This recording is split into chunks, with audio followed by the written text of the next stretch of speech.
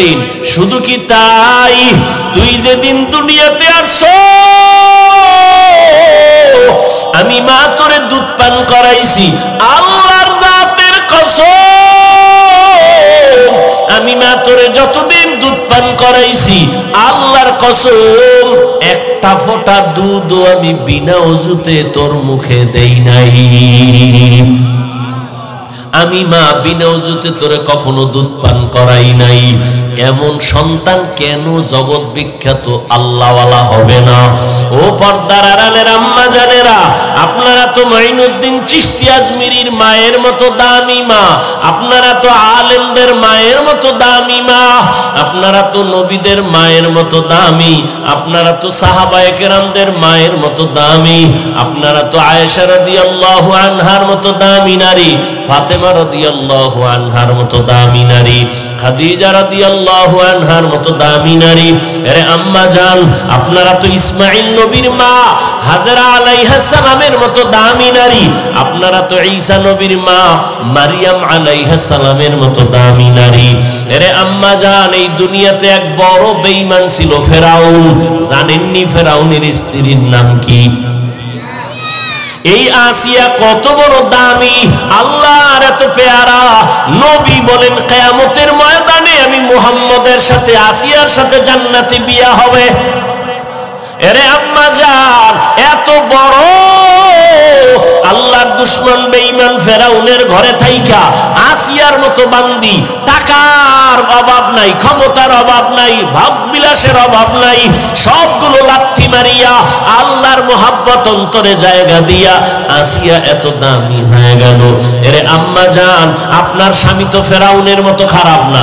আপনি কি পারতেন না আপনার স্বামীটাকে বুঝাইয়া নামাজ পড়াবেন? আপনি কি পারতেন না আপনার স্বামী কি কষ্ট করে মাঠে ময়দানে আপনি নামাজ পড়ে পড়ে দোয়া করতেন, আল্লাহ আমার স্বামীরে তুমি হেফাজত করো, আমার স্বামীর হালাল কামাইয়ের মধ্যে বরকত বাড়াও, ঘরে আসলে খেদমত করবেন। আর যদি বলতেন স্বামী আমার জীবনে না খাইয়া থাকি আর খেয়ে থাকি, তোমার ঘরে আসছি, মা বাবার কত আদর মায়া সারিয়া ত্যাগ করে আসলাম, তোমার ঘরে আসছি, তোমার কাছে আমার জীবনের একটাই দাবি, খাইয়া থাকলেও আসি না খাইয়া থাকলেও আসি, হারাম টাকা ঘরে আনবা না, হারাম মাল ঘরে আনবা না, হারাম খাইয়া আমাদের রক্ত নাপাক করব না, আমাদের সন্তানদের রক্ত নাপাক করতে দিব না। মা আপনি যদি বুঝাইতেন, কোন স্বামী হারাম মাল ঘরে আনার সাহস পেত না। আপনিও নামাজ পড়তেন, আপনার স্বামীও নামাজ পড়তো, আপনার সন্তানটা ডাক্তার হলেও বড় আদরওয়ালা হইতো, ইঞ্জিনিয়ার হলেও অনেক আদর্শওয়ালা হইতো, আপনার সন্তানকে প্রফেসরও যদি বানাইতেন আদরওয়ালা হইতো। ওরে আদরওয়ালা প্রফেসর যদি হয় ওর জীবনটা সফল, মরিয়া গেল সফল। ও ডাক্তার যদি আদরওয়ালা হয় আপনার দোয়া পায়, শিক্ষকের দোয়া নিয়ে চলে, ওলামায়ে কেরামের পরামর্শ নিয়ে চলে, এমন ডাক্তার নামাজ পড়িয়া মা বাবার জন্য দোয়া করবে। ও আমার যুবক বাবারা, তোমার মতো যুবক স্কুল কলেজে পড়ে নামাজ পড়ে মা বাবার দোয়া নিয়ে চলে। ও আম্মা জানেরা, আপনারা কি পারবেন না একটা ভালো সন্তানের মা হইয়া কবরে যাবেন? सूरज ने दिया अपनी शुआओं को ये पैगाम,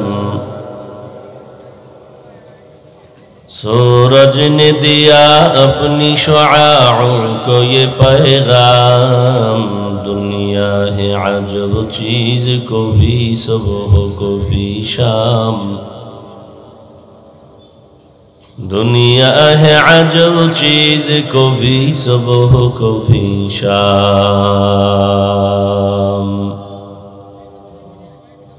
दुनिया में हो दुनिया का तलबगार नहीं हो, दुनिया में हो दुनिया का तलबगार नहीं हो, बाजार से गुजर हो खरीदार नहीं हो, बाजार से गुजर हो खरीदार नहीं हो, मकबूल है शाद है काबिल तो बहुत है, मकबूल है शाद है काबिल तू बहुत है आईना के मानिंदे तू नहीं दिल तू बहुत है आईना के मानिंदे तू नहीं दिल तू बहुत है या अय्युहल्लज़ीना आमनुत्तकुल्लाह আল্লাহ বলেন হে মুমিন তোমরা আমাকে ভয় করো তাকওয়া অর্জন করো ওয়া কুনু মা'আস সাদিকিন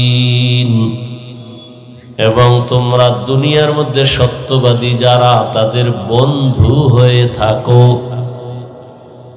রহমতের নবী বলেন মান তাওয়াযা লিল্লাহ রাফাআহুল্লাহ যে ব্যক্তি নিজেকে আল্লাহর জন্যই ছোট মনে করবে আল্লাহ তার মর্যাদা অনেক উঁচু বানায় দিবেন নিজেকে কি মনে করবে ছোট আমাকে মানুষ মাওলানা বলে বড় বক্তা বলে বড় ধনী বলে বড় মেম্বার বড় চেয়ারম্যান বড় ডাক্তার আসলে আমার যেই জিন্দেগির গুনার আমল নামা তাতে আমি তো মানুষের কাতারেই নাই কি হিসাব করেন তো আমি না আপনাকে সম্মান দেই কিন্তু আপনার জিন্দেগির হালাত কি চিন্তা যদি করি একটা কুকুরের দিকে যদি তাকাই একটা কুকুর সারা রাত মালিকের বাড়ি পাহারা দেয় বিনিময় কুকুরের বেতন কত আছে কোনো বেতন কোনো বেতন নাই গালি আর লাথি আর কিছুই না এত কিছুর পরও মালিকের থেকে কিছু না পাইয়াও কুকুর সারা দিন রাত মালিকের ভক্ত হয়ে মালিকের বাড়ি পাহারা দেয় আর আপনার আমার মালিক আমার আল্লাহ ওই আল্লাহর থেকে আমি গোলাম কি না পেয়েছি আল্লাহর পক্ষ থেকে আমার চাওয়ার আগে সব আল্লাহ দিয়েছেন প্রয়োজনের বেশি দিয়েছেন চাওয়ার আগে দিয়েছেন যতটুকু প্রয়োজন এর থেকে বেশি দিয়েছেন চোখের সামনে আপনি যা দেখেন সব আল্লাহর দেওয়া আপনার আমার জন্য বিশাল আসমান ও জমিন আপনার আমার গোলামি করার জন্য আল্লাহ দান করেছেন সূর্যটা আপনার আমার গোলামি করার জন্য আল্লাহ বানিয়েছেন সূর্যের আলো দিয়া আল্লাহর কোনো লাভ নাই লস নাই সূর্যের আলোর দ্বারা আমার আপনার বড় লাভ চাঁদের আলো দ্বারা আপনার আমার লাভ সূর্যের আলো দিয়া জমিনের যত ফসল আছে গাছের ফল আছে এতে রং লাগায় আম লাল হয় হলুদ হয় যত কালার দুনিয়াতে দেয় এই ফলে ফসলে সব কালার হয় কিতে খবর নেই কিতে সূর্যের আলোর কারণে কালার হয় এজন্য মাঝে মাঝে দেখবেন খেয়াল করে আম গাছ তো আপনাদের এলাকায় বাগান আর বাগান খেয়াল করে দেখবেন আম গাছের যেই পার্শ্বে সূর্যের আলো বেশি ওই পার্শ্বের আমগুলো কালার ভালো যেখানে সূর্যের আলো কম লাগে ওই জায়গার আমের কালার দুর্বল কালার হয়ে গেল সূর্যের আলোতে এবার আপনার আমে স্বাদের দরকার ভালো করে বুঝেন ওই স্বাদ ফল আর ফসলের মধ্যে যত স্বাদ এটা সূর্যের আলো দিয়া হবে না ফলের ভেতরে আর ফসলের মধ্যে আল্লাহ স্বাদ দেওয়ার জন্য রাতের চাঁদের আলো দিয়েছেন এবার খেয়াল করবেন রাতের বেলা আম গাছের যেই পাশে চাঁদের আলো বেশি আমে লাগবে ওই আম বেশি মিষ্টি যেখানে চাঁদের আলো কম লাগবে ওই জায়গার আমগুলো মিষ্টিও কম এবার পরীক্ষা করবেন সামনে তাহলে চন্দ্র আর সূর্য তোমার আমার গোলাম, বাতাস আল্লাহ তোমার আমার গোলাম বানিয়ে দিয়েছেন, পানি এটাও সবার জন্য গোলামি করার জন্য দিয়েছেন। আল্লাহর কোন এখানে লাভ নাই, লস নাই। পানিও আমার গোলাম, আপনাদের গোলাম। জমিন আপনার আমার গোলাম, সূর্য আপনার আমার গোলামি করে। আল্লাহ অর্ডার দিছে আমার বান্দাদের সুবিধার জন্য, সকালবেলা উঠবি, সন্ধ্যাবেলা অস্তমিত যাবি। সূর্য ডিউটি ঠিক মতো পালন করে, কোনোদিন বেয়াদবি করে নাই। করছে? আমরা মানুষ বড় গাদ্দার। আমাদের জন্য সব আল্লাহ দিছেন, সবগুলো ডিউটি ঠিক মতো করে। একটা গাভী দুধ দেয়, বাচ্চারে দুধ না দিয়া সব বুনিয়াদমে টেনে টেনে নিয়ে যায়। গরুটায় কোনোদিন রাগ করে লাথি মারে নাই। আল্লাহ তাআলা সব আপনার আমার গোলামি করার জন্য বানিয়েছেন, আর আপনাকে আমাকে আল্লাহর গোলামির জন্য বানিয়েছেন। আপনার আমার সব প্রয়োজনের সব কিছুই আল্লাহ ব্যবস্থা করেছেন। পানির প্রয়োজন দিয়েছেন ফ্রি। দোকান থেকে পানি কিনবেন, এক বোতল আধা লিটার 14, 15, 20 টাকা। আল্লাহর দেওয়া যে পানি ফ্রি পান করলেন, কয় টাকা বিল দিলেন জীবনে, বছরে? ফ্রি পান করলেন, কত পানি অপচয় করেন। সূর্যের আলো মানুষ ধরিয়ে বিদ্যুৎ আবিষ্কার করে। আপনি যে সূর্যের আলো নিলেন, কয় টাকা আল্লাহকে বিল দিয়েছেন? আপনার শ্বাস করতে কষ্ট, হসপিটালে চলে গেল, আপনার নাকে পাইপ লাগাইয়া এরপরে অক্সিজেন দিল, 2-4 ঘন্টার অক্সিজেন অনেক বিল হয়ে গেল। আল্লাহ বলেন আমার দেওয়া বাতাস তোমার জন্য ফ্রি করে দিলাম, বলো তুমি কয় টাকা বিল দিছো? আল্লাহ বলেন আমি বিল চাই না, এগুলো তোমার আমি ফ্রি দিলাম। আমার কোনো বিলের প্রয়োজন নাই, টাকার প্রয়োজন নাই। আমি আল্লাহ চাই তুমি আমার সব নেয়ামত উপভোগ করিয়া 5 বেলার হাজিরা দিয়ে আমি আল্লাহকে আল্লাহ বলে ডাকবা, তোমার কল্যাণে। আমি আল্লাহর এখানে কোনো কল্যাণ নাই। আমি আল্লাহ পাক তোমাকে সুন্দর রাস্তা দিয়ে দিলাম। আমার দেওয়া পানি, আমার দেওয়া বাতাস, আমার দেয়া চাঁদের আলো, সূর্যের আলো, আমার দেওয়া জমিনের ফসল, এই গাছের ফল আমি দেই। আমার দেওয়া সব নদীর মাছ তুমি খাইতেছো। আমি আল্লাহ সব তোমার জন্য ওপেন করে দিলাম। এরপরে তুমি ব্যবসা করো, চাকরি করো, লেখাপড়া করো, কোনো বাধা নাই। আমি দিন রাত মিলায় 24টা ঘন্টার প্যাকেট বানায় দিলাম। কখনো রাত বড় হবে, দিন ছোট হবে, কখনো দিন বড় হবে, রাত ছোট হবে। এই 24টা ঘন্টার ভেতরে 22 ঘন্টার সময় তুমি তোমার ব্যক্তি কাজে ব্যবহার করো, লেখাপড়ায়, চাকরিতে, ব্যবসায়ে। 24টা ঘন্টার ভেতরে তুমি 22 ঘন্টা সময় তোমার ব্যক্তি কাজে ব্যবহার করো। বাকি থাকে কয় ঘন্টা? মাত্র 2 ঘন্টা সময়। সেই 2 ঘন্টা তুমি আমারে দাও, তাও না, বরং তুমি তোমার কল্যাণে আখিরাতের জন্য ব্যবহার করো 2 ঘন্টা। তাও আমি একত্রে দেই নাই, তোমার কষ্ট হবে। যদি আমি অর্ডার করতাম 2 ঘন্টা এক নাগারে নামাজে দাঁড়ায় থাক, কষ্ট হবে, আমি দেই নাই। 2 ঘন্টা লাগাতার তেলাওয়াত করো, কষ্ট হবে, দেই নাই। আমি আল্লাহ 2 ঘন্টা ভাগ ভাগ করে দিলাম। ফজরের 4 রাকাত নামাজে 20 মিনিট দাও, এরপরে রেস্ট নিয়ে নাস্তা করে দোকানে যাও, অফিসে যাও। আবার জোহরের 10 রাকাত নামাজে 20 মিনিট সময় দাও, আবার তুমি দোকানে যাও, অফিসে যাও। আবার ঘুরে আসরের সময় 4 রাকাতে 20 মিনিট দাও, আবার তুমি দোকানে যাও, চাকরিতে যাও, আবার মাগরিবের 5 রাকাতে 20 মিনিট দাও, আবার তুমি তোমার কাজে যাও, আবার এশার নামাজে 9 রাকাতে 20 মিনিট দিয়া এবার তুমি বাসায় যাও, সন্তানের হক আদায় করো, পরিবারের হক আদায় করে ঘুমাও, আবার উঠা তুমি ফজরের 4 রাকাতে 20 মিনিট সময় দাও।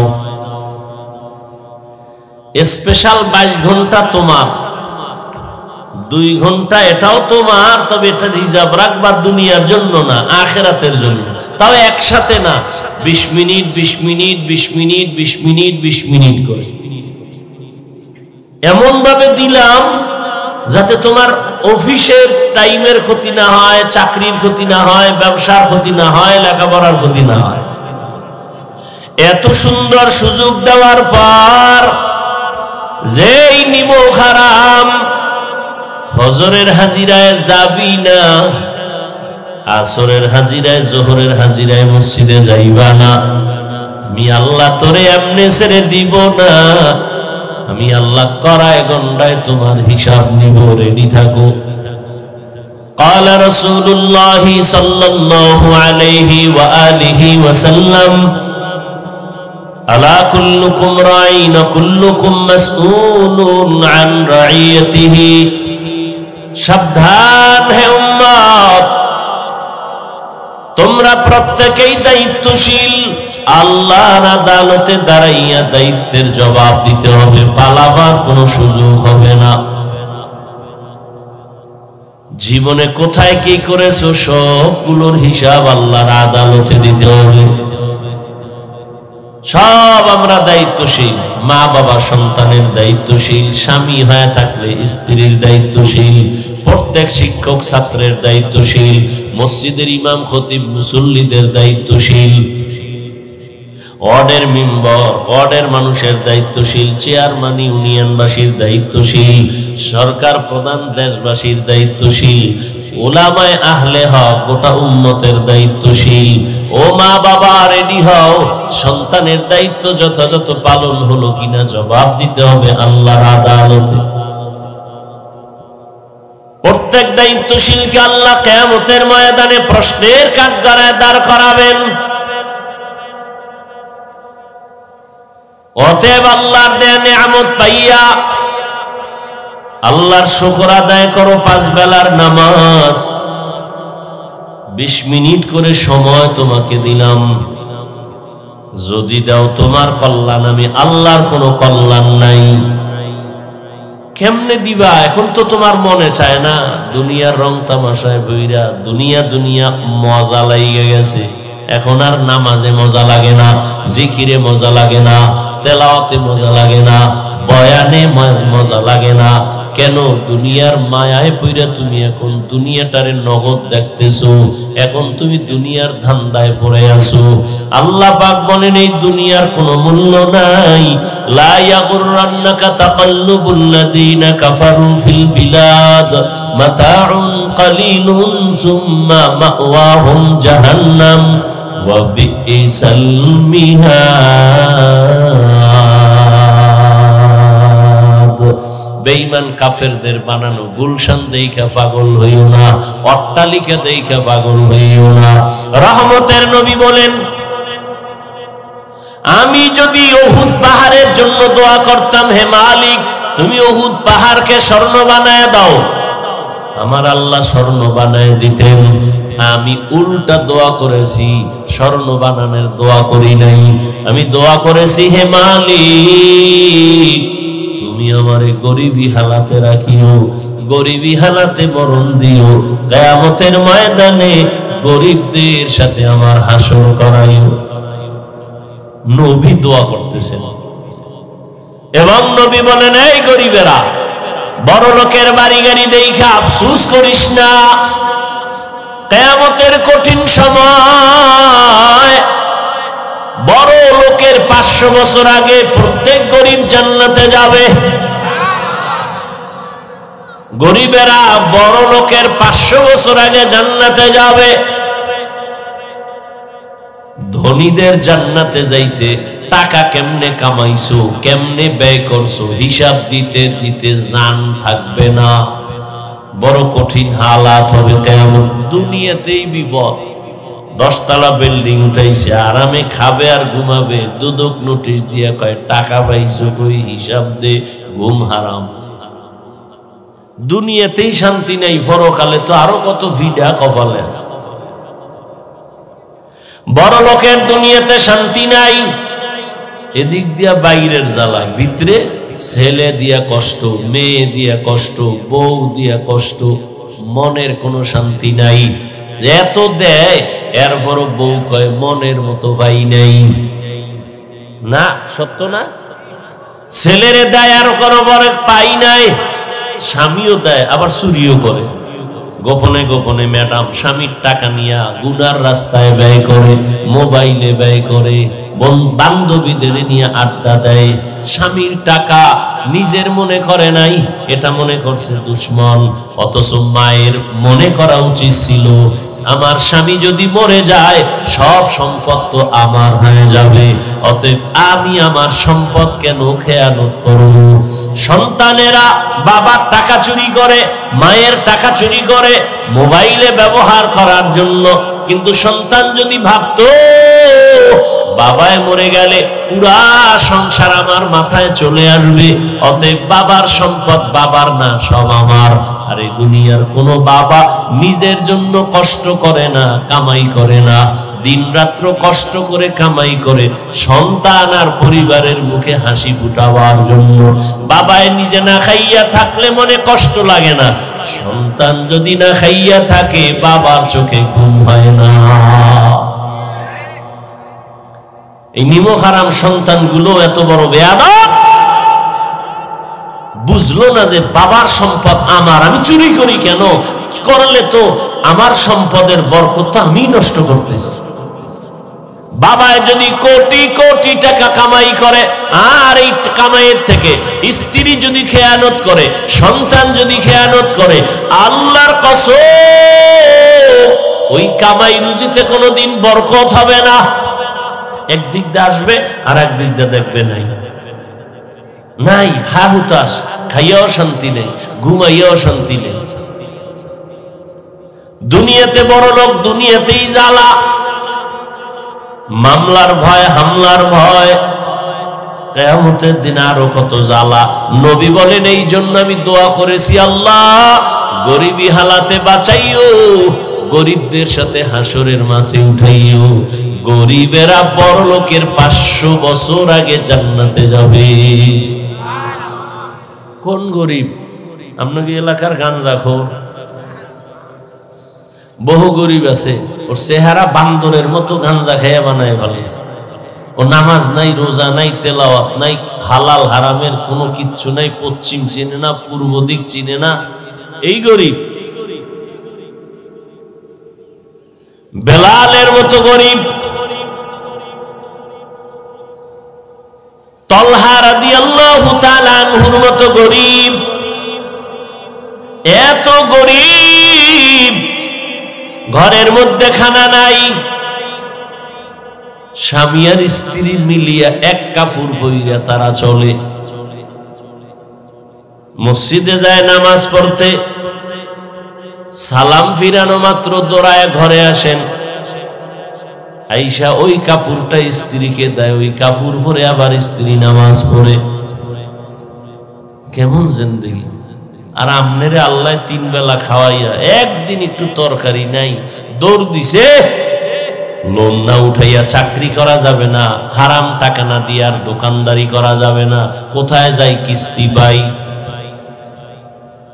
লোভে পাপ, কিস্তি আনে, লোন টাকা উঠায় লোনে, শেষ পর্যন্ত একটা হারাম খোরও শান্তিতে নেই। এই যত হারাম খোর লোভে গেছে, কিস্তি কিছু টাকাই না, মাসে মাসে কিস্তি দিবে, দোকান দিছে, ওর শেষ পর্যন্ত কপাল এমন নষ্ট হয়েছে যে ওর জানাজা দিবে, কবরে রাখবে তাও পারে না। সবাই সে সামনে দাঁড়াইছে, কিস্তি বাকি আছে, দিয়া লাশ কবরে নাও। কি এই যে হারামখোর নির্লজ্জ বেহায়া নিজের নাবালেক বাচ্চাগুলোকেও হারাম খাওয়াইয়া রক্ত নাপাক করে ফেলতেছে। এর কেমন বাবা? এরে তুই বউ ঠিক মতো পালন লালন করতে পারবি না, বিয়া করছো কেন? রসুল তো আর একটা ঔষধ দিছে, রোজা রাখ। সন্তান নিছো, সন্তানের হক আদায় করতে না পারলে নিছো কেন? নাবালেক বাচ্চার কি অপরাধ? কে তোমাকে অধিকার দিছে এই বাচ্চাকে হারাম খাওয়াবা আর ওর রক্ত নাপাক করবা? এই অধিকার তোমাকে কে দিয়েছে? বাপ নামের কলঙ্ক। লিখে রাখো ভালো করে লিখে রাখো, কম্পিউটারে লিখে ঘরের দরজায় টানায় রেখো। বলে গেলাম, এই হারাম খাওয়ায় যে সন্তানকে বড় বানাবা, জুতার বাড়ি দিয়েও মরবে, এর আগে না। তুমি খেদমত নিবা সন্তান থেকে, কোনোদিন সম্ভব হবে না। এ সন্তান মা বাবার খেদমত জীবনে করবে না, লিখে রেখো। পৃথিবীর কোন বুজুর্গের দোয়াও কাজে লাগবে না। এইরকম দুশ্মন বাবা পৃথিবীতে আর কে হতে পারে যে নিজেও হারাম খায়, সন্তানের হারাম খাওয়ায়, স্ত্রীকে হারাম খাওয়ায়? এর থেকে নির্লজ্জতার কি হতে পারে? সাহাবায়ে কেরাম না খাইয়া পেটে পাথর বেঁধেছেন, এরপর অন্যায় ভাবে কোনো দিকে এক পয়সা নেন নাই। এজন্যই তো আল্লাহর কোরআন আমি যে আয়াত পড়েছি, আল্লাহ বলেন, ও মুমিন আমাকে ভয় কর। বয়ান তো শুনতেছেন প্রতিদিন, আপনারা তো বয়ান কম জানেন না। কি বয়ান শুনবেন নতুন? আমি যা বলি এটি তো পুরান বয়ান। বয়ান তো আপনারাও জানেন, খালি মাইকে একটা টান দিবেন, ওয়াজ হয়ে যাবে। মিথ্যা বলা হারাম, গালি দেওয়া হারাম, গীবত করা হারাম, চুরি করা হারাম, ডাকাতি হারাম, কাউকে জবাই করা হারাম, মা বাবার সাথে বেয়াদবি হারাম। এটি জানেন না আপনারা? কথা বলেন না কেন? তো কি জানেন না? সবই তো জানেন। আমরা তো এটি বলতেছি। নাচ গান দেখা হারাম, গান শোনা হারাম, অন্যের হক নষ্ট করা হারাম, বোনের হক, ভাইয়ের হক, সন্তানের হক নষ্ট করা হারাম। 5 বেলার নামাজ পড়া ফরজ, বছরে ধনীদের যাকাত দেওয়া একবার ফরজ, জীবনে একবার ধনী হজ করা ফরজ, মা বাবার খেদমত করো ফরজ। এগুলি আপনারা কি জানেন না? সবই তো জানেন, কিন্তু কি লাভ হবে? আবার এর উপরে আবার বয়ান চলে, দাওয়াত ও তাবলীগওয়ালাদের বয়ান, পীর মাশায়েখের বয়ান, জুমার দিন খতিব সাহেবদের বয়ান, আমাদের বক্তাদের বয়ান। এরপরেও তো আমলের খাতা বড় শূন্য। যেখানে এত মানুষ আপনারা আসছেন, কি সুন্দর লাগতেছে, এত মানুষ এই দুপুর বেলা। সবাই তো কাজের মানুষ না? সবাই তো কাজ না করলে চুলায় আগুন জ্বলবে না। কিন্তু দ্বীনের মোহাব্বতেই তো আসছেন। কিন্তু আমার বড় ভয় লাগে, আপনারা আসছেন, ফজর পড়েন নাই, জোহরের নামাজটাও পড়েন নাই, বয়ান শুনতেছেন, আসরের আজান হবে তাও পড়বেন কিনা বলা যায় না। তাহলে এত মানুষ লাভ কি? যদি নাইমেই বিড়ি টানা শুরু করেন, শরীর ঠান্ডা হয়ে গেছে, একটু বিড়ি টেনে গরম করবেন। এ বিড়ি খোরেরা, এই যে বিড়ির আগুন ঠোঁটে লাগাইছো, জাহান্নাম পর্যন্ত তোরে না লাগায় ছাড়বে না, লেখা রাখ। বিড়ি টাননেওয়ালাদের ঠোঁটগুলো গোলাপের মতো লাল। কথা কন না কেন? এই ঠোঁট যেমন কালো, তোর কলিজা আরো বেশি কালো।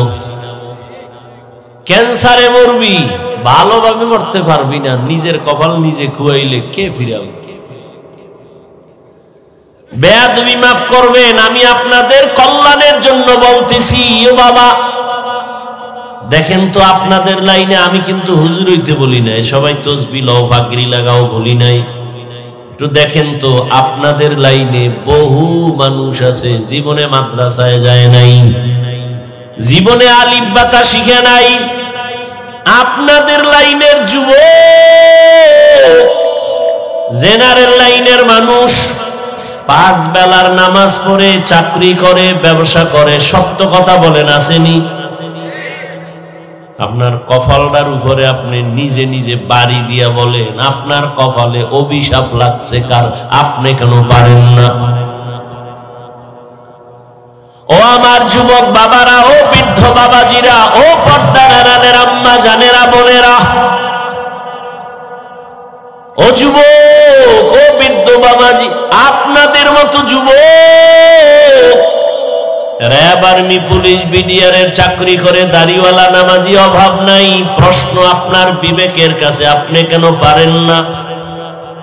আপনার মতো বান্দাই তো ময়দানে কৃষি কাজ করে, নামাজ ছাড়ে না, আপনি কেন পারেন না? আপনার মতো বান্দা রাস্তায় গাড়ি চালায়, নামাজ ছাড়ে না, আপনি কেন পারেন না? আপনার মতো বান্দা নদীর মধ্যে মাছ ধরে, নামাজ ছাড়ে না, আপনি কেন পারেন না? আপনার মতো বান্দা ডাক্তার, প্রফেসর, ইঞ্জিনিয়ার, নামাজওয়ালা, আপনি কেন পারেন না? আপনার মতো বান্দা মেম্বার, চেয়ারম্যান, এমপি, মন্ত্রী, ওসি, ডিসি, এসপি, 5 বেলার নামাজি নাই? আপনার কপাল কেন এত খারাপ যে আপনি পারেন না? হ্যাঁ, বয়ান চলতে থাকবে, কিন্তু যতদিন পর্যন্ত আল্লাহর ভয় অন্তরে আসবে না ততদিন পর্যন্ত বয়ান কাজে লাগাবে না। সবাই জানে মিথ্যা বলা হারামের পরও কয়, গালি দেওয়া হারাম তারপরও গালি দেয়, অন্যের হক নষ্ট করা হারাম তারপরও করে, জানে জুলুম হইতেছে এরপরও করে। এর একমাত্র কারণ আল্লাহর ভয়, তাকওয়া যতদিন পর্যন্ত অন্তরে আসবে না ততক্ষণ পর্যন্ত কোনো বয়ান কাজে লাগবে না। আমি হাফিজুর রহমান কেন, মক্কা মদিনার ইমাম কেন, স্বয়ং রসুল যদি বয়ান করে ওর কপালে কালেমা আসবে না। কপাল পুড়ে গেছে। যেই নবীকে এক নজর দেখলে পেটের ক্ষুধা থাকে না, কেমন মায়ার নবী। যেই রহমতের নবীরে নজর দিয়া তাকাইয়া দেখলে জাহান্নামের আগুন হারাম। আম্মা জান আয়েশা রাদিয়াল্লাহু আনহা বলেন, রহমতের নবীর শরীর মোবারকের ঘাম আমি বোতলে ভরে রাখতাম, আর বড় বড় অনুষ্ঠানে নবীর ঘাম মেশক আর আতর হিসেবে ব্যবহার করতাম। কেমন বেঈমান যে নবী, এত দামি নবীরে একদিন আর 2 দিন না 13 বছর দেখলো, বয়ান শুনলো, এরপরেও কালেমা পড়লো না। কত বড় নিকৃষ্ট বেঈমান আবু জাহাল। আবার অন্যদিকে 27 বছরের একটা যুবক তরবারি হাতে নিয়ে দৌড়ায় আমার নবীকে জবাই করবে। কয় বছরের যুবক? 27 বছরের যুবক তরবারি নিয়ে দৌড়ায় আমার নবীরে জবাই করার জন্য। রহমতের নবীর চেহারা দেখার পর ওই যুবক তরবারি ফালায় বলে, ও মায়ার নবী, আমাকে কালেমাওয়ালা মুসলমান বানায় দে। এর নাম কফাল। 13 বছর দেখলো, বয়ান শুনলো, কালেমা পড়ে না, আর জবাই করতে গিয়া কালেমাওয়ালা হয়ে গেল। এই বান্দার নাম জানেননি? কে? কে? ওমরের মতো বান্দা। 27 বছরের যুবক কালেমা পড়িয়া তরবারি হাতে নিয়ে দাঁড়ায় গেল। বাইতুল্লাহর পাশে দাঁড়ায় কয়, এই বেঈমান মুশরিকেরা, রহমতের নবীর বিরুদ্ধে কথা বললে আমার সামনে দাঁড়া, আমার তরবারি ফয়সালা দিবে, সামনে আসো। আল্লাহ এমন পাওয়ার এই বান্দারে দিলেন যে এখন এই বান্দা ওমর যেখান দিয়া চলে শয়তান ওখান দিয়া চলে না, ভয়। চিন্তা করেন কেমন পাওয়ার, যে শয়তান পর্যন্ত ভয়ে অন্যদিকে যায়। একটা যুবক রাস্তা দিয়ে একটা মদের বোতল নিয়ে হাঁটতেছে, হঠাৎ তাকায় দেখে রাস্তার অন্য দিক থেকে ওমর আসতেছে। ওর তো জাল জ্বালা শুরু হয়ে গেছে। ওমর যদি দেখে তরবারি তো আগে রেডি, কথার আগে তরবারি, এমন কম্পন শুরু হয়ে গেছে, আমি বাঁচবো কিভাবে, দৌড়ও দিতে পারি না। ওমরের নজরে লাগিয়ে গেছে, মনে মনে একা একা আসার আগে কাঁদতেছে, ও আল্লাহ আর জীবনে মদ পান করব না, তুমি ওমরের এই বিপদ থেকে আমারে বাঁচাও, নিলে আমার আজ জবাই করে লাগবে। ওমর সামনে এসে দাঁড়ায়, খাই যুবক বোতলটা আমার হাতে দে। যুবক কম্পন শুরু হয়ে গেছে, কাঁপতেছে, কাঁপতে কাঁপতে কাঁপিস না, বোতল দে। ওমরের হাতে বোতল চলে গেল। ওমর তাকায় দেখে বোতলের মধ্যে এক ফোঁটা মদ নাই, পুরা বোতলটা দুধের দ্বারা সাদা।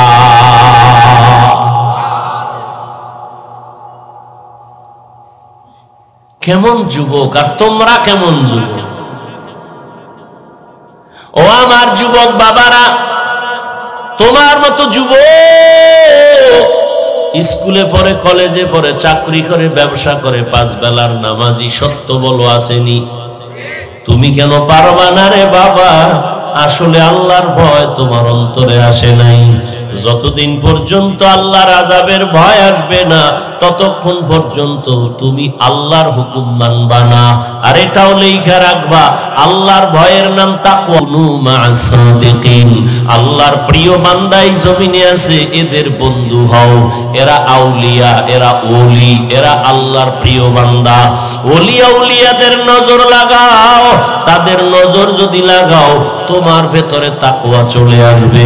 একটা সন্তান মা বাবাকে ভয় করে, তার প্রমাণ মা বাবার সামনে অন্যায় করে না।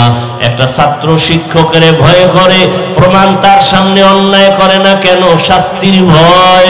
আমি যদি আপনাদের জিজ্ঞাসা করি, আপনারা কারা কারা আল্লাহকে ভয় করেন?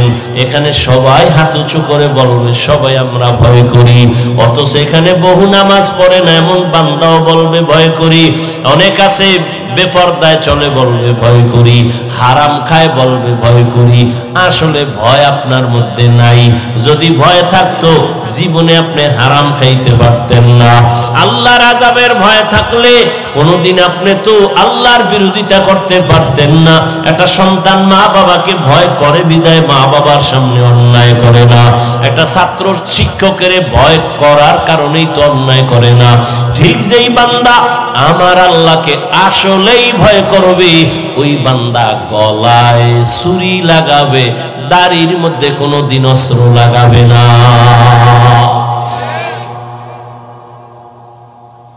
মরিয়া গেল, দাড়ির মধ্যে অস্ত্র লাগাবে না। যারা দাড়ি পুরা কাটে আর পুরা কিছু ছাঁটে, দোনো দলের কবিরা গুনাহ সমান, একটু কম বেশি নেই। তো গুনাহটা কেমন? 24টা ঘন্টা সেকেন্ডে সেকেন্ডে সেকেন্ডে অল টাইম ও ঘুমায় থাকলেও গুনাহ। ও বাইতুল্লাহর গিলাফ ধরছে, লাব্বাইক লাব্বাইক বলতেছে, কিন্তু দাড়ি কামানের গুনাহ লেখা বন্ধ নাই। দাড়ি কামানোর দ্বারা বান্দা তোমার পরকালের ফিডাফিডি যা আছে, দুনিয়ায় নগদ তোমার শাস্তি, যৌবন থাকবে না।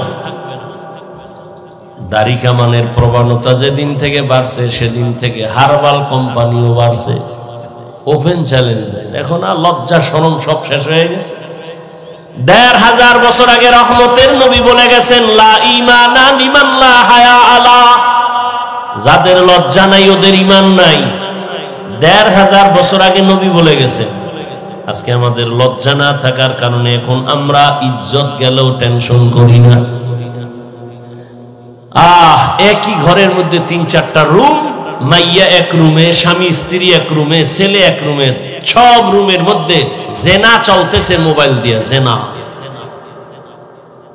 সারা রাত ছেলে মোবাইলের স্ক্রিনে নজর দিয়া গুনাহ করে, মেয়েটাও মোবাইলের স্ক্রিনে নজর দেয়া সারা রাত গুনাহ। স্বামী স্ত্রী মোবাইল দিয়া সারা রাত গুনাহের প্র্যাকটিস করে, চেহারা দেখে, বেগানা দেখে। চেহারা নষ্ট, চেহারার মধ্যে কোনো নূর নাই, কোনো আলো নাই, উজ্জ্বলতা নাই। শুধু কি তাই, এই মোবাইল দেখতে দেখতে তোমার কিডনি দুর্বল হচ্ছে খবর নাই, হার্ট দুর্বল খবর নাই, মেধা দুর্বল খবর নাই, চোখের পাওয়ার কমতেছে খবর নাই, কানের পাওয়ার কমতেছে খবর নাই, তোমার জীবনটা একেবারে নষ্ট হচ্ছে খবর নাই, চরিত্র ধ্বংস হয়ে গেল খবর নাই, তোমার লেখাপড়া ধ্বংস খবর নাই, তোমার চাকরির মধ্যে ভেজাল লাগছে। মোবাইল মোবাইল কইরা চাকরি যাবে যাবে ভাব, ঠিক মতো ডিউটি করে না, মোবাইলের চাকরি মোবাইলের ধান্দায় পড়ে, ঠিক মতো ব্যবসা করে না মোবাইলের ধান্দার কারণে। এই মোবাইল মোবাইল কইরা তোমার জীবন শেষ, যৌবন শেষ, লেখাপড়া শেষ, তুমিও শেষ। খালি রুহুটা আছে, আজরাইলে রুহু নিয়ে গেলে তুমিও শেষ, আর কিচ্ছু নাই তোমার মনে। আমাদের বরিশালের এলাকায় কাঠ দিয়ে ঘর বানায়, কাঠ খাইয়া ফেলা এক ধরনের পোকা আছে, জানেননি আপনারা? কি কয় এই এলাকায়? কি পোকা? না না, ওই পোকা না, গুণ পোকা। হ্যাঁ, আমাদের কয় ঘনের পোকা। তো ওই কাঠটার ভিতর সব শেষ করে দেয়, উপর দিয়ে ফিটফাট। বুঝেন নাই? তাহলে এই মোবাইলের গোলামেরা উপর দিয়ে যা আছে ভিতরে কিচ্ছু নাই। এখন হসপিটালে যাও, তুমি এখন পরীক্ষা করো, গত বছরের তুলনায় কিডনির পার্সেন্ট কমতেছে, যাও খবর নাও, চেক আপ করো, তোমার চোখের পাওয়ার গত বছরের তুলনায় অনেক পার্সেন্ট কমে গেছে, মাথা ব্যথা বেড়ে গেছে, বুকে ব্যথা বেড়ে গেছে। কখন তোমার বুকে ব্যথা উঠবার স্টক করে নাই। ভালো মানুষ হঠাৎ মরে যায়, যায় না? কারণ কি? কি সমস্যা কি বলতে পারবেন? হঠাৎ মরে কেন? কি রোগে? কি বলেন না কেন? স্ট্রোক করে না? হ্যাঁ, নতুন এক রোগ আসছে, স্ট্রোক করে হঠাৎ। সুস্থ মানুষ হঠাৎ নাই, বুকে ব্যথা ধরো, সবাই ধরে দেয় নাই। এই মোবাইল আরো চালাও, চালাইতে থাকো, কে বাধা দিবে? জিব্রাইলে বাধা দিলেও তো বলবে তোমার সাথে কথা হবে কিয়ামতে, এখন যাও চালাও, টের পাবা, অল্প দিন পরেই টের পাবা কত ধানে কত চাল। কত বাবা কানতেছে, মাইয়া বলায় কথা শুনে না, মোবাইল দাও, এবার লাথি মারবে, অপেক্ষা থাকো।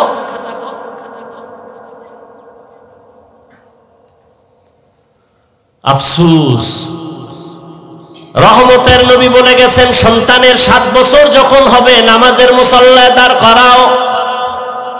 বাপেই নামাজ পড়ে না, মাও পড়ে না, সন্তানের দাঁড় করাইবে কেমনে? মরাডারে মারো কেন, কয় লড়ে কেন? মা বাবাই তো নামাজ পড়ে না, সন্তান কেমনে নামাজি হবে? যেমন গাছ তেমন ফল। ও পর্দার আড়ালের আম্মা জান, আপনাদের সন্তানদের বিষয়ে অনেক কথা আমি বলে ফেললাম রে মা। আল্লাহ আপনাদের এত সম্মান দান করেছেন, আপনারা নবীদের মায়ের মতো মা। এই যে একটু আগে আমি শুরুতে 3টা ছেলের মাথায় পাগড়ি দিলাম, এরা কোরআনের হাফেজ। দুনিয়াতে যত ভালো ভালো সন্তান আছে মায়ের কারণে। ওসি সাহেবের ব্যবহার ভালো, খবর নিবেন তার মা ভালো। এসপি সাহেবের ব্যবহার ভালো, খোঁজ নিবেন তার মা ভালো। মায়ের অবদানের কারণে সন্তান ভালো হয়। 2 মিনিটে একটা ঘটনা শুনাই। মদিনাতুল মুনাওয়ারা থেকে আল্লাহর একজন প্রিয় বান্দা খাজা মুঈনুদ্দিন চিশতি আজমিরি রহমাতুল্লাহ আলাইহি মদিনা থেকে আসছেন ভারতে কালেমার দাওয়াত নিয়া। ভারতবর্ষে ঘুরে ঘুরে ঘুরে ঘুরে কালেমার দাওয়াত দেন। দিতে দিতে কেউ লেখছেন 90 লক্ষ, কেউ লেখছেন আরো কম বা বেশি। এত পরিমাণ বিধর্মী, তার হাতে হাত লাগায়া কালেমা পড়ে মুসলমান। আরো আস্তে করে বলেন। খাজা মুঈনুদ্দিন চিশতি আজমিরি রহমাতুল্লাহ আলাইহি বাসায় গেলেন, মায়ের সামনে খুব আনন্দ। মা কয়, এই মুঈনুদ্দিন এত আনন্দ কেন? মুঈনুদ্দিন কয়, মা বড় খুশির কথা। কি বলে? এই ভারতের মধ্যে লক্ষ লক্ষ বিধর্মী আমার হাতে কালেমা পড়েছে। মা ডাক দিয়ে কয়, বাবা মাইনুদ্দিন, এগুলো তোমার কিছু না, আমি মায়ের অবদান। খাজা মঈনুদ্দিন চিশতি আজমিরি বলেন, মা কি অবদান তোমার বলো? আম্মা জান চোখের পানি ছেড়ে বলে, রে সন্তান, আল্লাহকে সাক্ষী রেখে বলি, তুই যেদিন আমার গর্ভে আছো, আমি মা এক রাত ঘুমাই নাই। রাতের বেলা গভীরে আমি সিজদায় পড়ে আমার মালিকের কাছে কান্না করে দোয়া করেছি, ও দয়ার মালিক, আমার গর্ভের সন্তানটাকে তোমার খাস ওলি বানাইয়া পাঠাইও। আমি মা এইভাবে কান্না করে করে দোয়া করেছি। এ মঈনুদ্দিন, শুধু কি তাই, তুই যেদিন দুনিয়াতে আসছো, আমি মা তোরে দুধ পান করাইছি, আল্লাহর জাতের কসম, আমি মা তোরে যতদিন দুধ পান করাইছি, আল্লাহর কসম, একটা ফোঁটা দুধও আমি বিনা ওযুতে তোর মুখে দেই নাই। আমি মা বিনা ওযুতে তোরে কখনো দুধ পান করাই নাই। এমন সন্তান কেন জগৎ বিখ্যাত আল্লাহওয়ালা হবে না? ও পর্দার আড়ালের আম্মা জানেরা, আপনারা তো মঈনুদ্দিন চিশতি আজমিরির মায়ের মতো দামি মা, আপনারা তো আলেমদের মায়ের মতো দামি মা, আপনারা তো নবীদের মায়ের মতো দামি, আপনারা তো সাহাবায়ে কেরামদের মায়ের মতো দামি, আপনারা তো আয়েশা রাদিয়াল্লাহু আনহার মতো দামি নারী, ফাতেমা রাদিয়াল্লাহু আনহার মতো দামি নারী, খাদিজা রাদিয়াল্লাহু আনহার মতো দামি নারী। আরে আম্মা জান, আপনারা তো ইসমাঈল নবীর মা হাজরা আলাইহিস সালামের মতো দামি নারী, আপনারা তো ঈসা নবীর মা মারইয়াম আলাইহিস সালামের মতো দামি নারী। আরে আম্মা জান, এই দুনিয়াতে এক বড় বেঈমান ছিল ফেরাউন। জানেননি ফেরাউনের স্ত্রীর নাম কি? এই আসিয়া কত বড় দামি, আল্লাহর এত পেয়ারা। নবী বলেন, কিয়ামতের ময়দানে আমি মুহাম্মদের সাথে আসিয়ার সাথে জান্নাতি বিয়া হবে। এরে আম্মা জান, এত বড় আল্লাহর দুশমন বেঈমান ফেরাউনের ঘরে থাইকা আসিয়ার মতো বান্দি, টাকার অভাব নাই, ক্ষমতার অভাব নাই, ভাব বিলাসের অভাব নাই, সবগুলো লাথি মারিয়া আল্লাহর মোহাব্বত অন্তরে জায়গা দিয়া আসিয়া এত দামি হয়ে গেল। এরে আম্মা জান, আপনার স্বামী তো ফেরাউনের মতো খারাপ না। আপনি কি পারতেন না আপনার স্বামীটাকে বুঝাইয়া নামাজ পড়াবেন? আপনি কি পারতেন না আপনার স্বামী কি কষ্ট করে মাঠে ময়দানে, আপনি নামাজ পড়ে পড়ে দোয়া করতেন, আল্লাহ আমার স্বামীরে তুমি হেফাজত করো, আমার স্বামীর হালাল কামাইয়ের মধ্যে বরকত বাড়াও, ঘরে আসলে খেদমত করবেন। আর যদি বলতেন, স্বামী আমার জীবনে না খাইয়া থাকি আর খেয়ে থাকি, তোমার ঘরে আসছি, মা বাবার কত আদর মায়া সারিয়া ত্যাগ করে আসলাম, তোমার ঘরে আসছি, তোমার কাছে আমার জীবনের একটাই দাবি, খাইয়া থাকলেও আসি, না খাইয়া থাকলেও আসি, হারাম টাকা ঘরে আনবা না, হারাম মাল ঘরে আনবা না, হারাম খাইয়া আমাদের রক্ত নাপাক করব না, আমাদের সন্তানদের রক্ত নাপাক করতে দিব না। মা, আপনি যদি বুঝাইতেন, কোন স্বামী হারাম মাল ঘরে আনার সাহস পেত না। আপনিও নামাজ পড়তেন, আপনার স্বামীও নামাজ পড়তো, আপনার সন্তানটা ডাক্তার হলেও বড় আদরওয়ালা হইতো, ইঞ্জিনিয়ার হলেও অনেক আদর্শওয়ালা হইতো, আপনার সন্তানকে প্রফেসরও যদি বানাইতেন আদরওয়ালা হইতো। ওরে আদরওয়ালা প্রফেসর যদি হয়, ওর জীবনটা সফল, মরিয়ে গেল সফল। ও ডাক্তার যদি আদরওয়ালা হয়, আপনার দোয়া পায়, শিক্ষকের দোয়া নিয়ে চলে, ওলামায়ে কেরামের পরামর্শ নিয়ে চলে, এমন ডাক্তার নামাজ পড়িয়া মা বাবার জন্য দোয়া করবে। ও আমার যুবক বাবারা, তোমার মতো যুবক স্কুল কলেজে পড়ে, নামাজ পড়ে, মা বাবার দোয়া নিয়ে চলে। ও আম্মা জানেরা, আপনারা কি পারবেন না একটা ভালো সন্তানের মা হইয়া কবরে যাবেন? আর ভালো সন্তানের মা যদি হতে চান আপনাদেরকে আগে ভালো হতে হবে, আদর্শওয়ালা হয়ে চলতে হবে। সন্তানের যদি দয়া করে বুঝাইতে থাকেন, বাবা কোনোদিন মিথ্যা বলবা না, কারো জিনিস নাহক ভাবে ধরবা না, নামাজের সময় নামাজ পড়বা, মুরব্বীদের দিকে তাকাইয়া কথা বলবা না, বেয়াদবি করবা না। মা যদি দিন দিন বুঝাইতেন, আপনার সন্তান বেয়াদবির থেকে ফিরে আসতো, এক সময় দামি হয়ে যাইতো, ডাক্তার হলো সুনাম অর্জন হতো, ইঞ্জিনিয়ার হলো সুনাম অর্জন হতো, মরিয়া গেল সবাই দোয়া করত। এখনো সময় আছে, তওবা করে নেন। ও মা, তওবা করেন, আর বেপরদায় চলবেন না। আপনার মতো কত মা কত বোন এই এলাকায় খুঁজলে দেখবেন আছে, বেপরদায় চলে না, নামাজ ছাড়ে না, স্বামীর মাল খেয়ানত করে না, মোবাইলে সময় নষ্ট করে না। আপনারা কেন পারবেন না? এখন থেকে তওবা করেন, মনে মনে আল্লাহকে বলেন, আল্লাহ জীবনে তো কম বেপরদায় চললাম না, কম নামাজ ছাড়লাম না, আজকে থেকে আর বেপরদায় চলবো না, নামাজ ছাড়বো না, মোবাইলে সময় নষ্ট করব না, স্বামীর মাল হেফাজত করব, খেয়ানত করব না। এখন থেকে তওবা করে নিবেন। ও আমার যুবক বাবারা, আল্লাহর কাছে মনে মনে তওবা করো, মনেরে বুঝাও রে মন। আমার মতো যুবক স্কুল কলেজে পড়িয়াও যদি নামাজ পড়ে, আমি কেন পারবো না? আমার উপরে মনে হয় আল্লাহ বেজার, আজকে থেকে তওবা করে ফেললাম। ওমরের মতো তওবা করে আজকে রেডি হয়ে গেলাম। জীবনে তো কম নামাজ ছাড়ি নাই, কম দাড়ি কাটি নাই, কম বেপরদায় চলি নাই, মনে যা চাইছে তাই করেছি। আর না, এখন থেকে আর নামাজ ছাড়বো না, আর দাড়ি কাটবো না, বেপরদায় চলবো না, মা বাবার সাথে বেয়াদবি করবো না, শিক্ষকের দোয়া নিয়া, উলামায়ে কেরামের পরামর্শ নিয়া নবীজির তরিকা মেনে চলবো।